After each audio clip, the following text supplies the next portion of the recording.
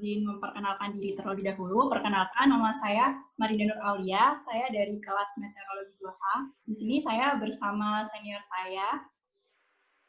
Mohon izin Pak, izin memperkenalkan diri. Nama saya Muhammad Iko Asbaruda Maulana, biasa dipanggil Iko, dari kelas Meteorologi 5B. Oke. Ini tim jurnalis ya?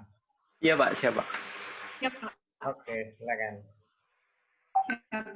Mohon izin Pak, sebelumnya saya ucapkan terima kasih kepada Pak Zakir yang sudah meluangkan waktunya untuk wawancara bersama kami hari ini. Mohon izin Pak untuk membuka sesi wawancara ini. Pertama, yang ingin kami tanyakan kepada Bapak adalah Bapak ini kan sudah lama bekerja di BMKG maupun di STMKG. Izin Pak, boleh diceritakan bagaimana awal karir Bapak ini dari bekerja di BMKG, kemudian di STMKG, sampai sekarang menjadi Kaprodi Meteorologi. Oke, terima kasih. Nah, gini, saya tamat Akademi Meteorologi dan Geofisika (AMG) itu tahun 81. Ya, pada bulan Februari hari Selasa, 9 Februari hari Selasa jam 11 landing di Makassar. Pelabuhan Makassar, karena saya penempatannya di Ujung Panang, stasiun meteorologi Ujung Panang, kelas 1 Ujung Panang. Selama 14 tahun. Jadi saya meninggalkan Ujung Panang tahun 96. Karena lanjut S1 di UI. Nah, sejak tamat S1 itu, saya, artinya gini, tahun 81 saya sudah bekerja sebagai forecaster di stasiun meteorologi, ya, Badan Meteorologi dan Geofisika, sampai tahun 2014. Itu saya di BMG, ya, BMG atau BMKG. Nah, saya pekerjaannya tidak banyak, kerjanya hanya membuat perkiraan cuaca, itu saja. Bermasalah buat saya. Yang penting saya jadi benar-benar jadi, kalau orang bilang tuh is the weatherman. Ahmad Zakir is the weatherman. Nah, itu bilangnya informasi dari, nah, itu karir saya seperti itu. Ya, nggak pernah menjabat eselon 4, pernah menjabat sebagai koordinator, pernah menjabat eselon 3. Nah, mengajarnya saya bukan tahun 2014, saya mengajar tahun 96, saya sudah mengajar di Akademi Meteorologi. Jurusan mata pelajaran kuliahnya ya, yang terkait dengan cuaca. Itulah karir saya seperti itu. Ada kurang jelas? Ya, Oke. Pak, terima kasih Pak, sudah cukup jelas. Izin Pak, pernah saya baca dari Google juga bahwasanya Bapak ini pernah menjadi kepala bidang informasi publik, peringatan di cuaca, apa itu benar Pak? Benar. Jadi waktu itu sebelum ada peraturan organisasi yang baru, itu namanya kepala bidang informasi.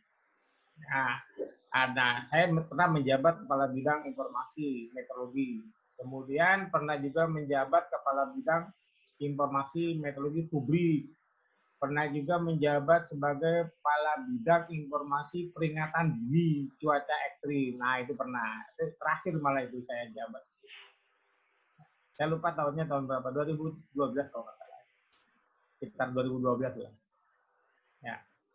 Izin Pak, untuk selama bekerja di BMKG, apakah pengalaman yang paling menarik dan yang pernah Bapak alami? Baik itu pengalaman yang baik atau pengalaman yang buruk, Pak? Nah, kalau pengalaman yang sampai sekarang tidak pernah terlupakan, itu ketika saya pertama kali menjadi forecaster di Ujung Panang. Ketika di Ujung Panang, waktu itu saya dilepas analisis cuaca atau perkiraan cuaca. Suatu ketika itu terjadi mendung gelap, ditambah petir, ditambah hujan lebat. Kemudian dari ATC ditelepon saya, Pak Zakir, kira-kira berapa menit?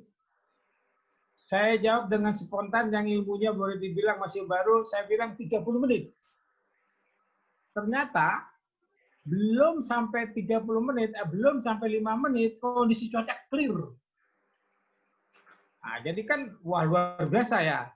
Nah, saya nggak tahu ngerti apa investasi, apa ekonomi, keesokan hari, bukan keesokan harinya, sorenya saya ditegur. Karena apa? Banyak pesawat yang lari, tidak bisa landing di Makassar, bahkan ada yang holding, sehingga ini menimbulkan kerugian yang lumayan besar akibat informasi yang salah dari saya. Masih belajar, namun dari sisi itu, akhirnya saya berpikir, oh ternyata cuaca itu tidak mudah. Ternyata cuaca ini sangat penting. Tidak hanya merugikan ekonomi, tapi merugikan juga masyarakat yang mau landing, kan? Nah, Iya, Pak. tentunya begitu dia mau back to basic, kembali ke stasiunnya kan belum, bandara awalnya belum tentu mau. Akhirnya dia alternate ke bandara yang lain. Nah, begitu ke bandara yang lain juga kan belum bisa. Itu di situ saya mulai sadar. Nah, disitulah saya mulai berpikir, oh ternyata saya bekerja harus baik. Saya harus mengenal cuaca lebih baik. Nah, itu yang tidak pernah saya lupakan. Bahkan setiap saya mengajar, itu selalu saya ungkapkan berita pengalaman saya ini. Kemudian yang pengalaman baiknya lagi, waktu itu saya tahun 2000-an ya, tahun 2000-an itu disuruh membuat perakiran cuaca yang digunakan untuk namanya posko terpadu dulu. Nah, sekarang itu namanya kalau pas ada Natal, tahun baru gitu kan, Idul Fitri itu dulu itu zamannya saya. Nah, boleh dibilang tidak pernah saya lupakan. Ya pokoknya itu menarik sekali, itu amanah aja lah. Itu tambahan aja lah, nggak terlalu dipikirin buat saya itu. Ya. Baik, Oke, Pak. silakan Dok Puas. Baik, Pak. Terima kasih, Pak. Sebelum bekerja di SMKG kan Bapak pernah menjadi Kepala Bidang Peringatan Dini Cuaca BMKG. Untuk itu boleh dijelaskan secara singkat, Pak, apa saja tugas yang Bapak lakukan sebagai Kepala Bidang Peringatan Dini Cuaca, Pak? Kalau menurut saya lumayan berat, secara cepat dan tepat sasarannya. Tepat sasaran dan tepat juga perakiraannya, sehingga berat sekali. Nah, ketika ada siklon tropis, maka saya harus cepat-cepat memberikan informasi. Ketika ada puting beliung, saya harus cepat-cepat memberikan informasi, baik analisis maupun perakiraannya. Dan memberikannya pun tidak hanya ke lingkungan BMKG, kan, holder lah. Jadi tugas dan fungsinya di peringatan dini itu istilahnya memberikan analisis cuaca ekstrim yang sudah terjadi dan memberikan perakiraannya yang akan terjadi. Baik, Pak. Terima kasih, Pak, atas penjelasannya. Mohon izin, Pak, untuk selanjutnya. Kan sebagai Kepala Bidang Peringatan Dini Cuaca, saya tuh pernah beberapa kali melihat Bapak itu diundang di stasiun televisi. Nah, boleh dijelaskan, Pak, ketika di stasiun televisi itu topik apa saja yang sering Bapak sampaikan pada kesempatan tersebut? Oke, nah ini menarik ini, pertanyaan bagus. Jadi saya langsung di studio, mau berdasarkan itu sehingga saya menciptakan bahasa publik. Ya, bahasa publik itu adalah bahasa yang informasi yang dikeluarkan oleh BMKG agar mudah dipahami. Nah, agar mudah dipahami inilah maka ada di dalam Undang-Undang 31 tentang MKG itu juga ada bahwa informasi meteorologi harus mudah dipahami. Nah, mudah dipahami ini artinya masyarakat jangan mikir dulu gitu loh. Ketika ngomong konvergensi, apaan itu konvergensi? Yang ngerti cuma kita sendiri. Tapi masyarakat tidak paham. Maka saya ciptakan, misalnya berkumpulnya angin di suatu tempat, bahasa publik. Kemudian istilah hujan lebat juga kan bingung hujan lebat kayak apa gitu kan. Akhirnya saya ciptakan hujan lebat yang butirnya besar-besar itu dan rapat gitu kan. Kan beda kalau hujan lebatnya BMKG kan 20 mili, 50 mili. Lah 20 50 mili sendiri kita sendiri susah apalagi orang lain. Dasar itu. Sehingga akhirnya saya ciptakan lagi lah diklat namanya diklat komunikasi publik, di mana bagaimana kita berhadapan dengan masyarakat, bagaimana berhadapan dengan media radio, bagaimana berhadapan dengan wartawan yang datang ke kantor, bagaimana berhadapan dengan TV, sampai diajarkan bagaimana, biasanya kalau di TV kan ragu-ragu, malu-malu, nah, itu saya ajarkan, oh gini sikapnya kalau di TV, santai tapi jelas, jangan terlalu banyak embel-embelnya, itu saya ciptakan semua. ada sampai di dalam buku saya Perspektif Operasional Cuaca, itu saya cantumkan bahasa publik. Nah, itu ceritanya seperti itu. Intinya supaya masyarakat itu mudah dipahami. Jangan sampai, contohnya gini, ada lagi contohnya, siklon tropis. Itu nggak ngerti masyarakat siklon tropis itu kayak apa. Ya kan, maka kita ceritakan, oh angin yang besar putar di laut, tapi bukan di darat. Nah, kalau yang di darat kan, kalau di luar negeri namanya tornado. Tornado orang ngerti masyarakat. Saya ciptakan yang namanya puting beliung, nah gitu. Kira-kira seperti itu. Awalnya seperti itu. Ya, silakan yang lain. Berdasarkan yang kami ketahui kan Bapak juga sebagai pencetus sama angin puting beliung kan Pak. Nah, Ya. benarkah informasi tersebut dan bagaimana Bapak bisa membuat istilah tersebut Pak? Ya gini, dulu kan setiap ada berita tornado di TV, itu masyarakat Indonesia ketakutan. Ya kan, apalagi di Jakarta, sebagai ibu kota Jakarta, takut. Terus saya bilang, kalau di Indonesia itu tornado ada, cuman di Indonesia itu kan sebutannya lain-lain. Kalau di Jakarta ini ada angin ribut, ada angin puyuh, ada angin puting beliung. Mungkin kalau di daerah yang lain namanya angin apa gitu kan. Maka akhirnya, yang paling cocok ini namanya angin puting beliung. Nah, begitu saya ciptakan kata angin puting beliung, akhirnya setiap saya bicara di media TV, media radio, media koran, bahkan saya nulis tentang ciri-ciri puting beliung, saya tulis sendiri, akhirnya sampai sekarang lah terkenal yang namanya puting beliung. Nggak gitu, sampai sekarang. Nah, gitu. Oh, jadi begitu. Baik Pak, terima kasih atas penjelasannya Pak. Sebagai seorang kaprodi meteorologi sekaligus dosen di STMKG, apakah ada kendala dalam membagi waktu saat bertugas sebagai pengajar maupun saat menjalankan tugas sebagai kaprodi, Pak? Kalau kendala sih pasti ada ya. Tapi saya atur supaya nyaman. Artinya caranya saya request jadwalnya. Umumnya saya jadwal ngajar itu siang. Karena kalau pagi itu sibuk dengan di kantor, maka siang. Nah, siang itu saya utamakan untuk ngajar. Kalaupun tidak bisa ngajar, saya pasti memberikan materi. Itu aja saya atur pintar-pintarnya saya aja untuk mengalokasikan waktu untuk mengajar. Artinya karena memang bidang cuaca ini kan juga bidang saya dan sehari-hari juga memang saya manfaatkan, sehingga saya harus bisa meluangkan waktu untuk mengajar. Seperti banyak sekarang ini yang sudah jadi kepala stasiun, itu kan sebenarnya juga masih mitra saya. Nah, gitu. Baik Pak, terima kasih Pak atas penjelasannya. Menurut Bapak, sistem pendidikan yang ada di STMKG sekarang itu bagaimana Pak dibandingkan dengan dulu pada saat Zakir masih menjadi taruna STMKG Pak? Oh iya, jadi gini, ketika saya menjadi taruna masih AMG dulu, itu perbedaannya dari teori dan praktek. Waktu itu ilmu tentang bagaimana membuat analisis cuaca yang baik, bagaimana membuat perakiraan cuaca yang baik. Kalau di bandara nanti bikin task force perakiraan di bandara, bagaimana di laut membuat, itu ilmunya nggak ada. Jadi kita dapatnya berdasarkan pengalaman ketika kita berada di stasiun. Nah itu, jadi dulu meraba-raba. Tapi ada ilmu yang ilmu teoritis, misalnya teori dinamika, meteorologi dinamis, itu kita belajar.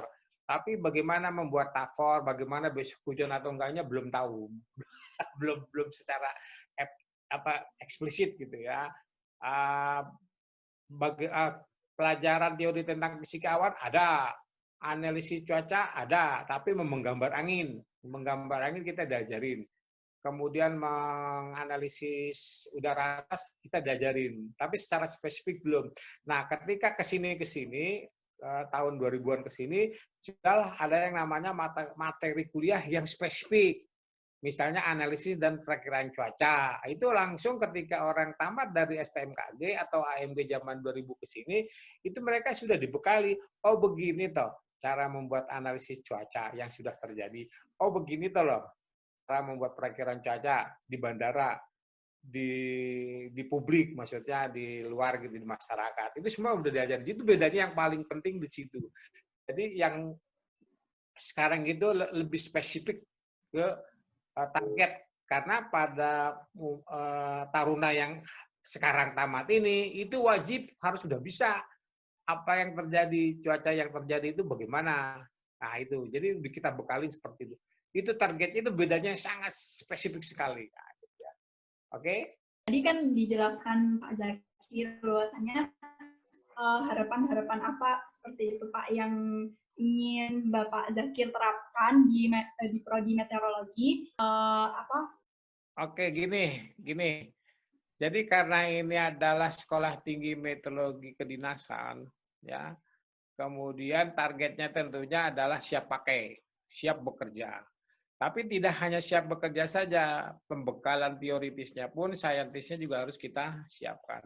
Sehingga untuk menggulkan seorang taruna calon pegawai negeri sipil yang nantinya sebagai profesional forecaster, prakirawan cuaca, maka seorang forecaster cuaca wajib saintisnya juga harus dimiliki.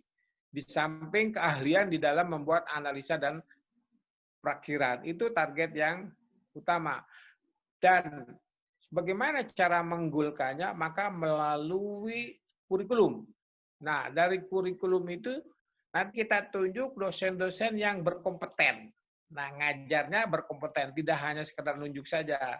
Tapi misalnya fisikawan, oh orang ini cocok untuk ngajar fisikawan. Analisa cuaca, oh ini cocok analisa cuaca. Itu target-target saya. Intinya ini ya, alumni STMKG harus sudah siap bekerja. Karena kan kita sekolah kedinasan, vokasional. Tidak ada lagi yang namanya ditanya tidak tahu, ini tidak tahu, tapi harus sudah tahu. Nah, makanya targetnya adalah menciptakan sumber daya manusia meteorologi yang siap pakai, berwawasan global, dan berkompetensi secara nasional dan internasional. Itulah targetnya. Nah, itu yang penting tuh, ya. Makanya ada dalam visi misi. Ya, oke. Baik, Pak. Mohon izin, Pak. Pertanyaan dari saya, mungkin dari kami ya, yang seorang taruna meteorologi, kadang-kadang saat ditanya tentang oleh masyarakat tentang cuaca itu, kami agak susah untuk menceritakan ke masyarakat dengan bahasa awam. Nah, untuk itu, apa teknik Bapak yang dilakukan dalam pelatihan bahasa tersebut, Pak? Teknik yang digunakan. Nah, ini penting nih. Jadi gini, ketika kita SMA, kan pernah diajarkan definisi cuaca, musim, dan iklim. Oke? Ya, Pak. Nah, definisi cuaca, musim, dan iklim bedanya kan hanya sebatas waktu. Waktu saja yang membedakan. Kalau cuaca itu setiap saat berubah. Kalau musim bulan-bulanan, ya. Indonesia Ya, cuma punya umumnya yang dikenal musim kemarau, musim hujan. Tapi kalau iklim, itu kan memang iklim Indonesia kan iklim tropis. Ya kan emang berubah, bikin tropis enggak, dari dulu iklim tropis. Jadi waktunya sesaat, periode 6 bulanan atau 3 bulanan dan puluhan tahun. Nah, ketika saya ngomong misalnya gini, Pak, kok cuaca hari ini paginya siang, kok tiba-tiba siang hujan. Nah, sekarang kita yang lihat dulu. Ingat, definisi cuaca itu adalah parameter yang selalu berubah, cepat berubah. Maka kalau misalnya paginya panas, siangnya hujan, ya memang definisi cuaca kan begitu. Ya kan, artinya setiap saat berubah, waktunya cepat berubah. Cuman kondisinya itu pada bulan apa? Kalau di Jakarta pada bulan sekarang September, maka kan masuknya kemarau. Tapi bulan kemarau bukan berarti dilarang enggak hujan dong. Bukan dilarang panas terus, enggak. Artinya cuaca ini maunya dia aja, mau kejadian di saat musim hujan bisa, mau kejadian di musim kemarau bisa, mau kejadian di transisi juga bisa. Nah, sehingga masyarakat tahu, oh itu tuh, ternyata cuaca itu memang berubah-ubah. Jadi jangan heran kalau paginya panas, siangnya mendung, ya itu namanya cuaca. Nah, masalahnya sekarang cuacanya terjadi di bulan apa? Kalau bulan September sekarang, ya kan memang lagi musim kemarau. Musim kemarau bukan berarti panas terus, boleh dong hujan. Nah, gitu. Kira-kira seperti itu. Itu bagaimana memahami pada masyarakat. Contoh lagi pemahamannya. Misalnya pagi-pagi bangun tidur dingin. Loh, kenapa kok dingin sekarang? Iya kan musim kemarau. Ciri-cirinya musim kemarau itu dilihat dari cuacanya paginya dingin. Gitu. Dingin karena apa? Radiasi bumi meninggalkan bumi lebih cepat sehingga dekat permukaan bumi lebih cepat dingin. Kan lebih enak itu cuaca gitu. Ya, intinya mudah sebenarnya. Ya, tapi tergantung kita sih pemahamannya. Bukan bagaimana kita menginterpretasikan, bagaimana kita menyampaikan kepada masyarakat supaya dia jangan mikir lagi gitu loh. Ya, Oke. Pak. Baik, Pak. Mohon izin, Pak, satu pertanyaan lagi dari saya. Mungkin dalam artikel Bapak tentang informasi cuaca yang harus mudah dipahami itu, Bapak juga mengatakan bahwa beberapa istilah meteorologi yang sering ditanyakan oleh masyarakat atau dibutuhkan oleh masyarakat, yaitu salah satunya ada MJO, El Nino, La Nina. Nah, untuk itu, bagaimana Bapak menjelaskan tentang MJO, El Nino, La Nina yang sering terjadi di Indonesia gitu, ataupun LR gitu, Pak? Gini, jadi saya perkenalkan bahwa di dunia ini meteorologi itu tidak mudah apa yang kita bayangkan. Ada istilah-istilah MJO, Maiden Julian Acceleration. Jadi kepada masyarakat saya bilang Maiden Julian Acceleration saya singkat menjadi MJO. Lah, siapa itu Maiden? Itu adalah penemunya, namanya si Maiden Julian. Loh, apa itu? Dia biasanya terkait sirkulasi. Kalau sirkulasi masyarakat ngerti, itu biasanya dia munculnya 30-50 hari. Kalau saya bilang sirkulasi, masyarakat juga nggak ngerti. Makanya saya jelaskan. Oh, maksudnya munculnya si MJO itu 30-50 hari. Dalam bentuk apa munculnya? Biasanya hujannya lebat, banyak mendung-mendung, biasanya. Tapi kan tidak terlalu biasa dong gitu. Jadi sehingga maksudnya itu Maiden Julian Acceleration jadi 30-50 hari. Jadi nggak setiap hari MJO. Sehingga paham. Kalau El Nino itu kan skalanya global. El Nino itu kan kejadiannya di sana di pantai Florida, bukan di Indonesia. Kita bilang, dibilang El Nino, ternyata si El Nino itu dulu penemunya adalah anak kecil pada saat di bulan Desember pada saat Natal. Gitu kan kita bilang kejadiannya bukan tiap hari, bukan tiap minggu, bukan tiap bulan, bukan tiap tahun. Kejadiannya bisa 2 tahun sampai 7 tahun. Dan dia bisa mempengaruhi yang biasanya musim kemaraunya tambah kering. Nah, jadi paham mereka, itu tuh maksudnya gitu. Karena kalau kita jelaskan secara ilmiah, kita sendiri juga susah ngertiinnya apalagi nah gitu. Jadi kita berusaha mencermati supaya El Nino, berarti ini tahunan. Kalau sekarang El Nino kata Pak Zakir kan belum tentu setiap tahun, berarti belum tentu. Gitu lah. Sehingga mereka iya benar juga. Gitu.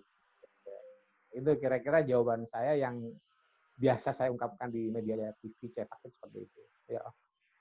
Mohon izin Pak, tadi kan mengenai penginformasi cuaca itu kan melalui bahasa-bahasa yang sederhana yang mudah dipahami oleh masyarakat. Nah, selain lewat penyamaan bahasa tersebut, apa ada lagi Pak program lain gitu yang Bapak terapkan pada saat menjadi kepala bidang peringatan dini cuaca supaya informasi cuaca ini benar-benar bisa tersampaikan ke masyarakat luas seperti itu Pak?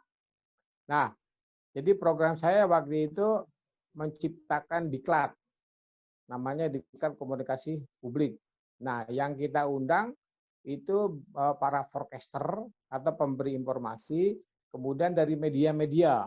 Nah, kita berikan informasi bahwa Bapak kalau memberikan informasi seperti ini Pak yang benar supaya masyarakatnya paham, itu programnya seperti itu. Nah, ada 2 program, artinya gini, training meteorologi in media dan training media in meteorologi. Artinya seorang meteorologis juga harus paham kebutuhan media.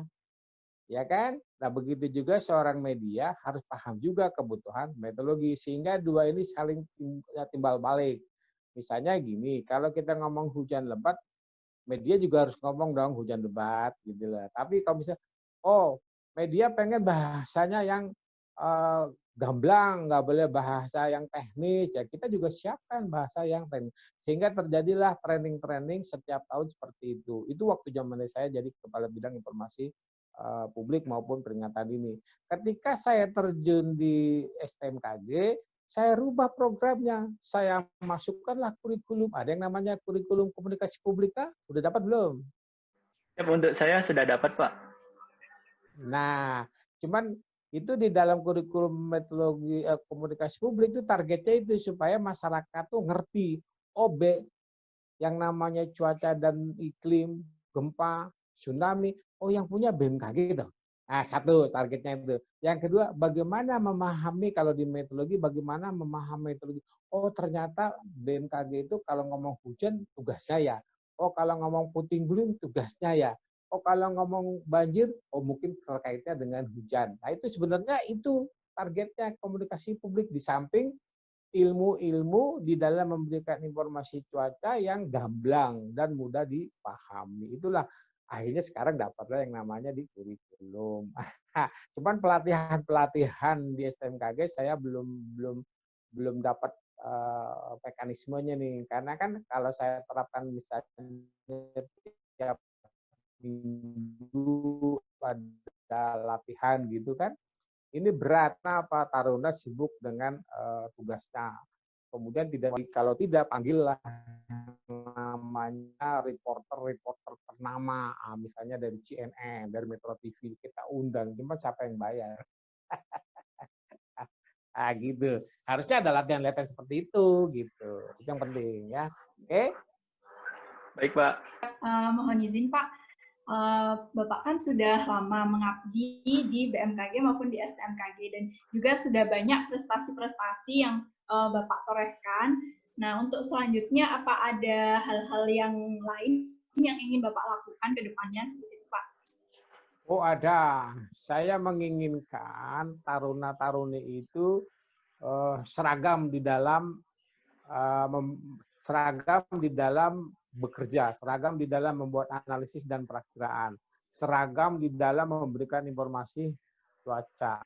Bahkan di STMKG saya menginginkan ada yang namanya rubrik masyarakat atau ruang studio mini.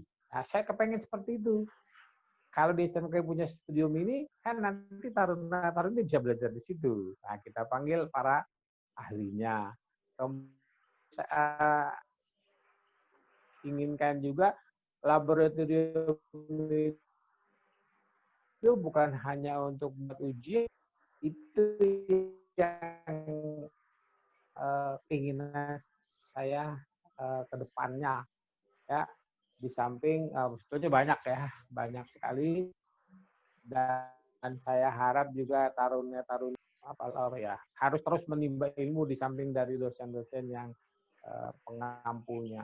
Jadi tidak tinggal diam, harus benar-benar mampu dan berkiprah juga secara nasional. Misalnya ada seminar, ada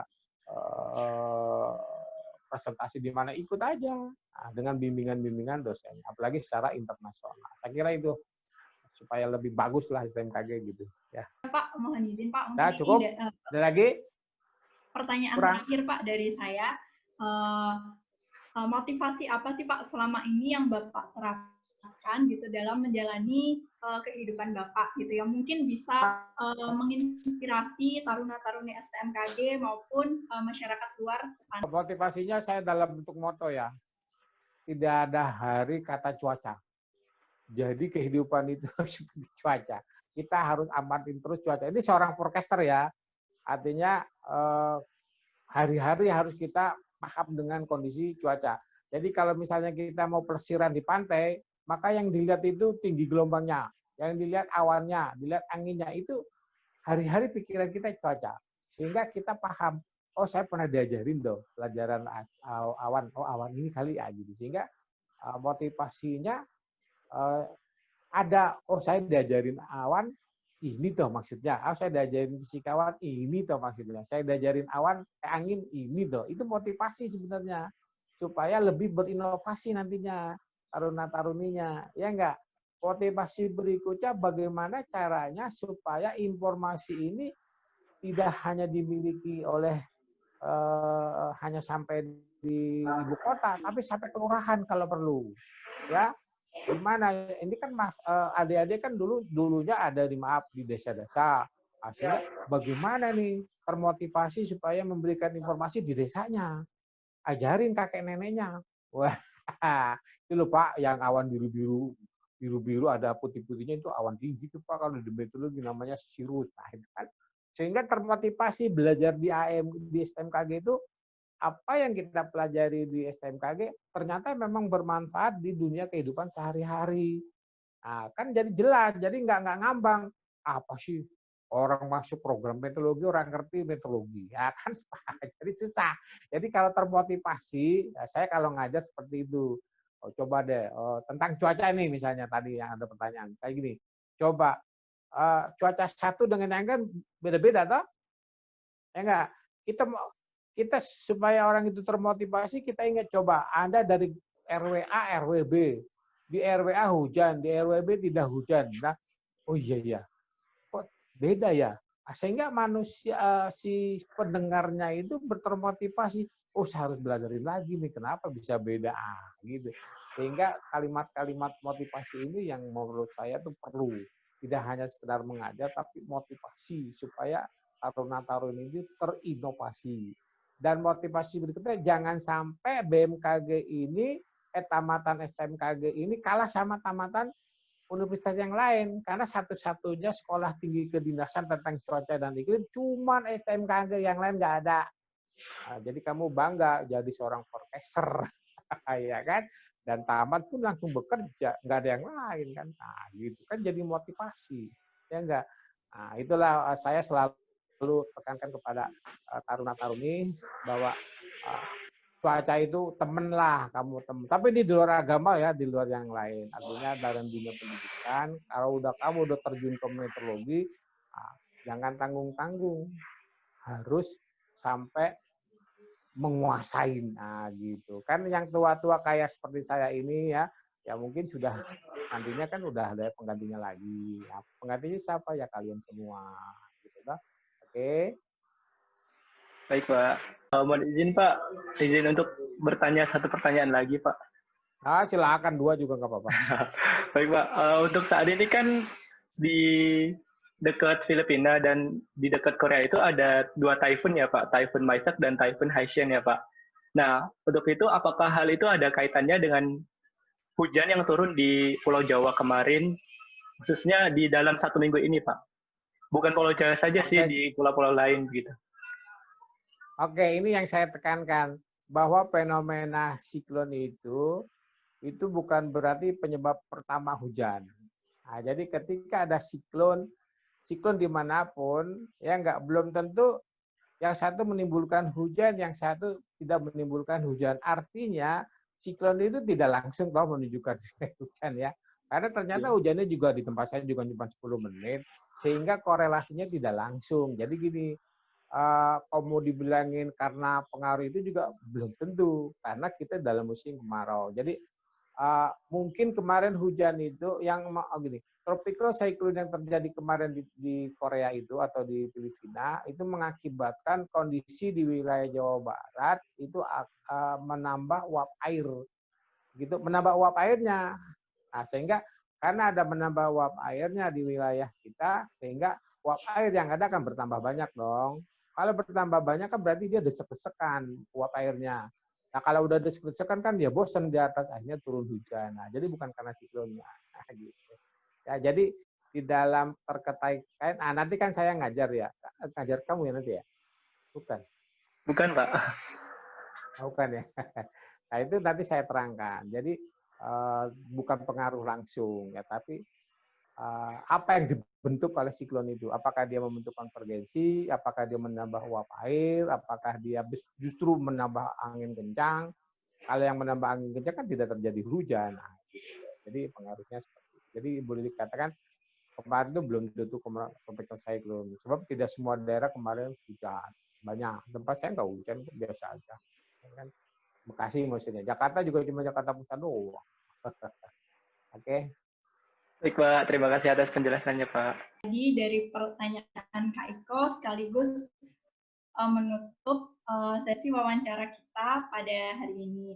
Mohon izin Pak, terima kasih banyak sudah meluangkan waktunya untuk wawancara bersama kami hari ini. Semoga Pak Zakir selalu diberikan kesehatan oleh Allah Subhanahu wa Ta'ala. Amin, amin, amin. Dan juga bisa menerapkan apa-apa saja yang tadi sudah dijelaskan, harapan-harapan apa saja yang ingin Bapak terapkan ke depannya. Seperti itu. Mohon izin Pak, terima kasih banyak.